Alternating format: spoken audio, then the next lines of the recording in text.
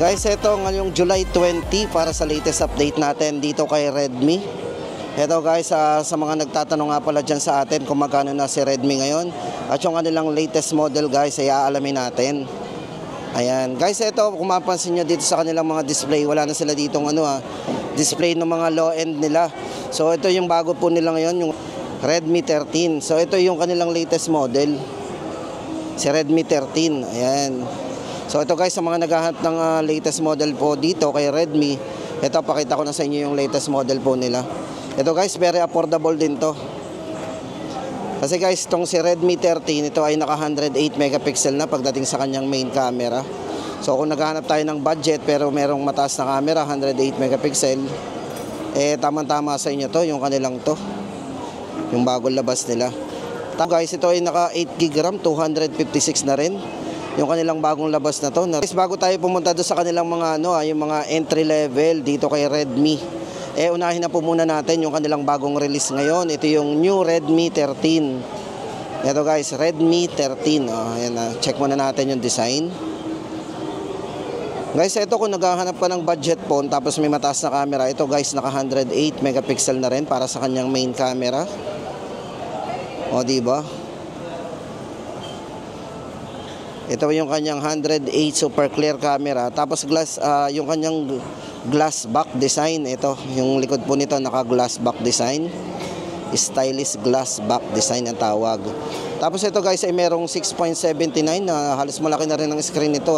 May kalakihan ng screen nito is naka 6.79. Full high definition display na rin. At yung refresh rate niya is naka 90Hz po refresh rate. Ayan, tama-tama rin. Kung mapansin nyo, yung ito sa mata, safe po yung mata natin dito kasi ito ay naka-certified eye care display. So ito po yung mga bago dito sa kanyang At naka 33 watts fast charging na din. Yan. Para po sa battery guys, ito meron tong 5030 mAh long lasting battery niya. Yan, ulitin po natin ang kanyang 16GB maximum RAM tapos naka 256 na po internal storage. Para po sa presyo guys, ito na. Ito yung bago nila, 7,999 lang ayan guys, sa mga naghahanap ng bagong release dito kay Redmi, yan po yung kanilang entry level. At yung mga colors po, ito yung mga pagpipilian nating kulay. May pink, may yellow and black. Tapos guys, ito kung kumustahin naman natin yung kanilang yung mga budget phone nila. Ito, although wala tayong hawak dito guys, ito tingnan na lang natin dito sa kanilang list. Ito yung kanilang Redmi A3. Sa A3 guys, ito yung kanilang 3GB 64, 3,399. Then yung kanilang 128GB ay 3,999. Redmi A3. Yan. Tapos yung kanilang Redmi 13C, ito, yan. Check na lang po natin guys yung kanyang pinaka presyo. Yan, 6GB RAM 128, 5,499. At kung gusto naman natin ng 256GB, 6,499. Tapos yung kanilang Note 13. Guys, ito, update naman natin sa kanilang Redmi Note 13. Ito po ay may dalawang variant. So kung naghahanap tayo ng discounted, guys, yung kanyang yung isang variant nito, yung 128GB, yung 128 8GB RAM 128 nito, dating 8,999. Guys, good news kasi ito ay ngayon ay 7,499. Tandaan po natin guys, ito Redmi Note 13, 7,499 para po sa kanyang markdown price. Ito guys, ito yung kanilang Note 13. Ito merong 0.6 na rin pagdating sa video, sa camera. So may ultra wide angle na rin yan. Camera po, sa main camera naka 108 megapixel po yan. So napakalinaw na rin ang kanyang camera. Tapos guys, para doon naman sa kanyang isang variant, ito guys ay meron pang isang 256GB. Bali ang price po nito ay 9,999.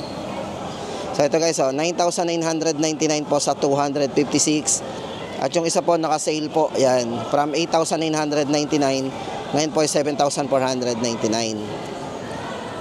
Ayan guys, ang ating latest update ngayon dito kay Redmi Note 13 Pro. Note 13, sorry. Redmi Note 13. O, di ba? Bumaba na po, 74999 na yung isang variant na 128. Tapos guys, ito doon naman tayo sa kay Redmi Note 13 Pro. Ayan. Para po sa ating latest price update dito guys. Ito guys, para sa dalawang variants po nito, yung kanyang 8GB RAM 256. Ito po ay may dalawang variants. Yung 256 po nito ay 13,999. Ito guys, pakita ko sa inyo. 13,999. At yung 512GB naman po ay 15,999. Meron po siyang maximum RAM na 24GB maximum RAM.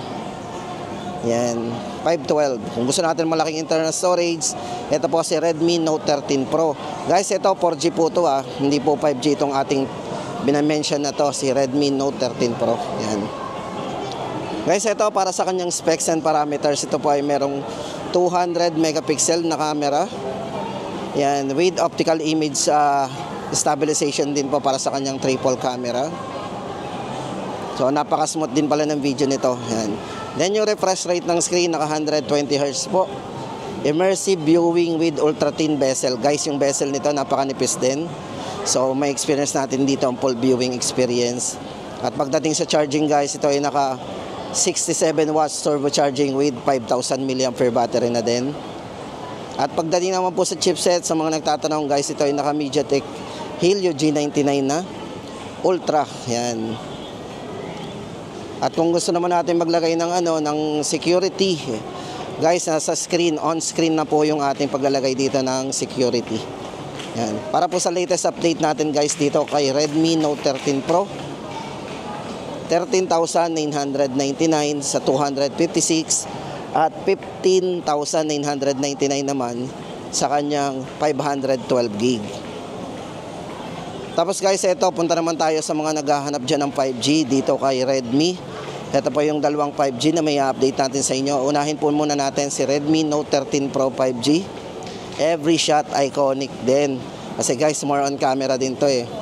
Ito guys, para dito kay Redmi Note 13 Pro 5G. Yan, check muna natin yung design niya. Guys, ito ay naka ultra clear 200 megapixel po pagdating sa kanyang main camera. Yan. May ultra wide angle din po yan. At pagdating po sa video, ito ay naka-stabilized video din. So meron siyang 1080 60 fps na resolution. So napaka-smooth ng video natin dito. Kahit nanginginig-ginig yung kamay natin, hindi masakit sa mata yung video nito. Yan ang maganda sa kanya. Meron siyang optical image stabilization. At yung kanyang, yung display nito is naka 1.5K resolution. Tapos naka 120Hz po yung refresh rate ng screen. Na AMOLED display na rin. So napakabibid ng display nito.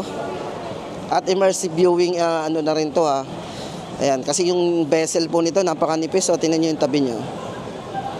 Yan, ultra thin bezel. Yan, guys, ito pag-usapan naman natin yung kanyang chipset o yung kanyang processor. Ito po ay naka Snapdragon 7S Generation 2 na. Yan, sa charging naman ito ay naka 67 watts turbo charging with 5,100 mAh battery. Secure in fingerprint sensor din. Sa screen din tayo maglalagay ng security. Ayan guys, ang ating update dito kay Redmi Note 13 Pro 5G. Para po sa dalawang variants, yung kanyang 8GB RAM 256, 16,999. At 12GB RAM 512 po ay 18,999. Tapos guys, ito na ang ating latest update naman dito sa kanilang Redmi Note 13 Pro Plus 5G. Ayan, ito yung pinaka top of the line ni Redmi. Guys, ito yung kanilang ultra clear 200 megapixel din. Para sa kanyang camera with optical image stabilization din po yan Ayan 200 megapixel with optical image stabilization. Pagdating po sa screen, ito ay naka 1.5K din resolution. At naka 120Hz po refresh rate para sa kanyang AMOLED curved display. So guys, ito naka-curve yung display nito. Back and front. So napakagandang hawakan. Yan, immersive viewing with ultra thin bezel din. Ito napakanipis naman po talaga ng tabi niya immersive viewing experience po. Ayan. Then naka MediaTek Dimensity 7200 po. Naka Ultra, ayan, para sa kanyang chipset o yung kanyang processor. Pagdating po sa charging guys, ito ay naka 120 watts hypercharge with 5000 mAh battery na din. At ang maganda dito guys, ito ay equipped ng IP68 kung saan ito ay dust and water resistant. So guys, pag sinabi nating IP68, ito mga 1.5 meters ang lalim, accidentally mahulog sa tubig. O, di ba? Safe yung ating unit. Guys, ito para sa latest update natin dito kay Redmi Note 13 Pro Plus 5G. 23,999.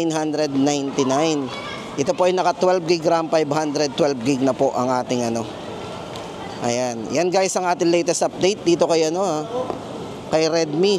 Tapos guys, ito alamin natin yung kanilang mga relo, yung mga watch nila. Ito guys, ito ay 4,899. Ito po yung kanilang Watch 4. Yan. Tapos kung gusto naman natin ng budget, ito yung kanilang Watch 3 Active. Ito naman po ay 1,999. O, di ba? Halos magkakawig Pero syempre guys, magkaiba yan ang functionality. Ito, budget phone na budget phone talaga. So ayan guys, ang ating latest update dito kay Redmi ngayong July 20, 2024. So guys, babalik na lang tayo para sa mga iba pang update natin. Sana ay meron kayong nalaman doon sa ating mga update ngayon. Yan. Kung bago nila yan po yung bago sa ating update ngayon, latest model nila.